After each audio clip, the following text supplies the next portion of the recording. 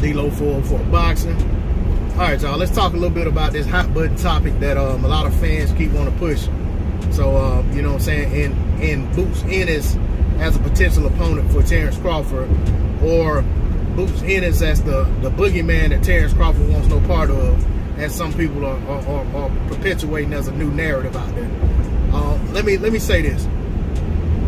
Jerron Boots Ennis looks phenomenal. You know what I'm saying? He looks the part of a kid that is poised to perch atop the welterweight division at some point in the near future, or not so distant future, so to speak. Terence Crawford is what he is. You know what I'm saying? We know there are a lot of people out there who they're gonna always need to see more from Terence Crawford. They're gonna, no matter what Terence Crawford does, they're gonna always say, yeah, I need to see a little bit more. I ain't seeing what y'all other people seeing. I ain't seeing what you know, I ain't seeing what people talking about. I don't see all this, you know, all these so-called skills or whatever, you know, and they don't want to see it. So those people are gonna always need to see more. Okay. I need to see more from Boots Ennis, to be honest.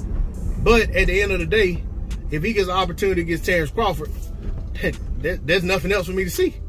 You know what I'm saying? It's there. And he go out and does to Terence Crawford anything like what he's done to the other guys, or even goes out there and squeaks out a decision win, or even if he hangs with Terence Crawford at all. You know what I'm saying? I've seen enough to know that the kid is definitely the goods. But I'm not gonna prolong saying this. If they fight, I got Terence Crawford beating Jerron Boots Ennis. I got Terence Crawford beating Jerron Boots Ennis going away. And you know, it's not a fight that I'm pushing for different reasons, but it definitely ain't because I don't think Terence Crawford can beat him, because at the end of the day, quite frankly, if they fight and Terence Crawford can't beat him, hey, I have no horse in the race. You know what I'm saying? If Terence Crawford wins, good. Let's see if Terence Crawford can fight Errol Spence Jr. next. If Jerron Boots Ennis wins and they don't have a rematch, let's see if Jerron Boots Ennis can fight, and I should have said this the first time, the winner of Ugas and Spence. Because at the end of the day, I'm to the point now, as bad as I want to see Spence versus Crawford, I want to see an undisputed champion at 147 even more. I would love for that fight to be Errol Spence Jr. and Terence Crawford, but should they not make it to that fight, I don't care who the two combatants are. And I still wouldn't have a problem seeing Errol Spence Jr. and Terence Crawford fight, even without belts or whatever the case may be. Now, I don't think it'll come to that, but I'm just putting that out there. As for Boots, why I say I need to see more, I'm looking at Boots' strength of schedule. By comparison to Virgil Ortiz, and I'm not even talking about by comparison to Bud. I'm not comparing it to the top at 147. I'm comparing it to who should be his counterpart in terms of a rising contender in Virgil Ortiz. If you look at the two fighters, Virgil Ortiz's strength of schedule surpasses Boots Ennis' strength of schedule fairly easily, in my opinion. I could rattle off names and run down the list, but honestly, for those of you who are watching and don't understand what I'm saying, if I called out these people's names, you still wouldn't get it, because you may not know enough about these guys to have a thorough enough understanding of what I'm saying.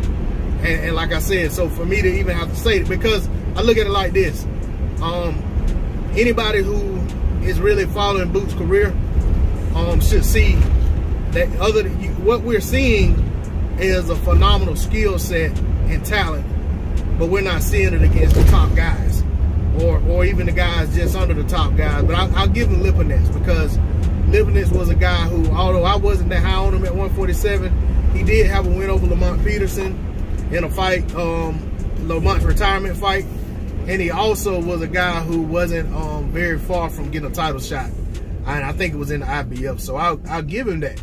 But honestly, I went into that fight expecting him to do what he did to Lipinets, and that's no takeaway. Just because he did it don't mean that he doesn't deserve credit for doing it.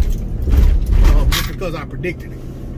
You know, at the end of the day, with Jerron Boots Ennis, there is a gulf between the guys that he's been fighting and the top guys at 147 pounds. The thing that that people were saying about Crawford with having not fought anybody and this, that, and the third, that applies more so to Jerron Boots Ennis than it does to Terence Crawford. The difference is that Jerron Boots Ennis is a young, up-and-coming contender who just hadn't gotten those opportunities yet. Terence Crawford was a guy who was stuck on the wrong side of the street, for lack of a better term, after he came up from 140 as the undisputed kingpin.